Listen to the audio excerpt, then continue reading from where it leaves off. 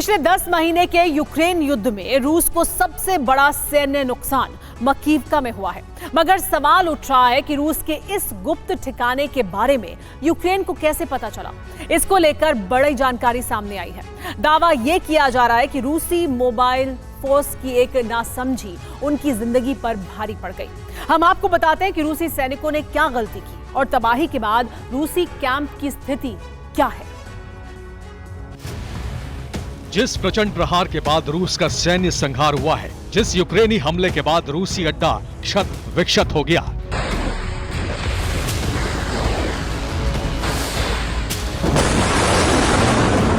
जिस खूनी चोट ने प्रेसिडेंट पुतिन को बेहिसाब दर्द दिया, उस मकीवका को लेकर सनसनीखेज खुलासा हुआ है।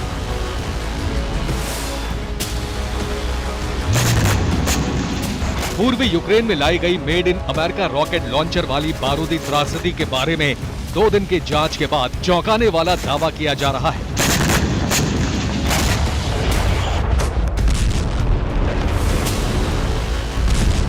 रूसी सेना के सीक्रेट ठिकाने और वहां तक यूक्रेनी आर्मी की पहुंच के बीच की कड़ी एक इलेक्ट्रॉनिक गलती है।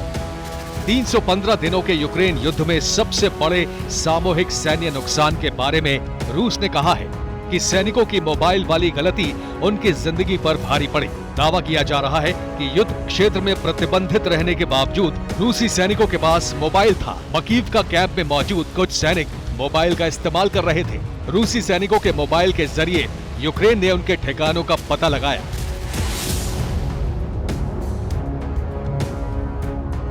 लक्ष्य का पता लगाने के बाद यूक्रेन की फौज ने अमेरिका की हाइमार्स से जो तबाही मचाई, उससे मॉस्को का पावर सेंटर तक हिल गया। नए साल की शुरुआत होती है 12:01 पर। जिस हाइमार्स से रूसी फौज को सबसे बड़ी चोट लगी है उसके बारे में बताएंगे, मगर उससे पहले बर्बादी की तस्वीर फिर से देख लीजिए। एक साथ 6 रॉकेट गिरते ही पूरा लंबा चौड़ा मकान ईंट ईंट बिखर गया, मलबों का ढेर लग गया। सैन्य अड्डे में मौजूद रूसी सैनिक मलबे के नीचे दब गए। 2 दिनों से क्रेन के जरिए पत्थरों के बीच फंसे वर्दीधारियों के बेजान जिस्मों को निकाला जा रहा है। रूस ने स्वीकार किया है कि अब तक उसके 89 सैनिकों के शव बरामद हुए हैं, जबकि रिपोर्ट्स बताती है कि 500 रूसी सैनिकों की मौत हुई है। इस हमले में करीब 200 रूसी सैनिक जख्मी भी हुए।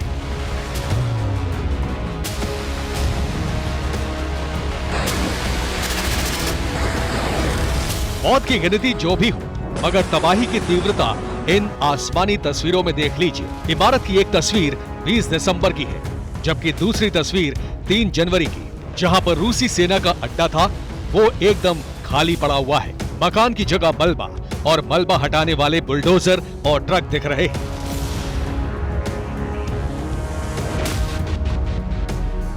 मकीवका में रूसी अड्डों पर यह तबाही हुई है उस हाइमार्स से जो यूक्रेन युद्ध में काल बन चुका है रूस के लिए।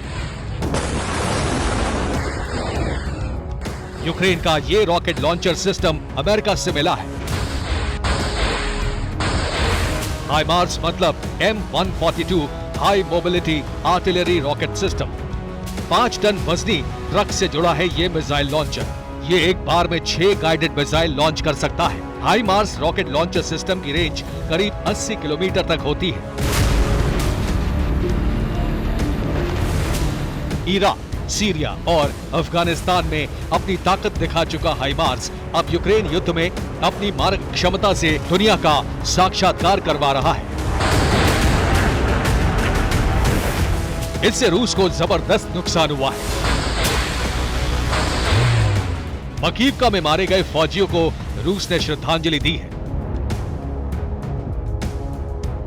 कड़कड़ाती सर्दी के बीच बड़ी तादाद में जमा हुए लोगों ने अपने सैनिकों को याद किया।